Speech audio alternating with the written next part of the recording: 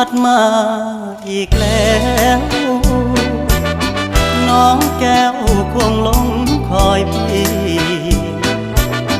เคยสัญญาให้ไว้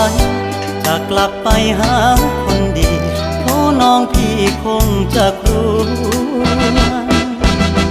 ลมหนาวพัดมาอีกคนหนาวกระมนหัวใจปวด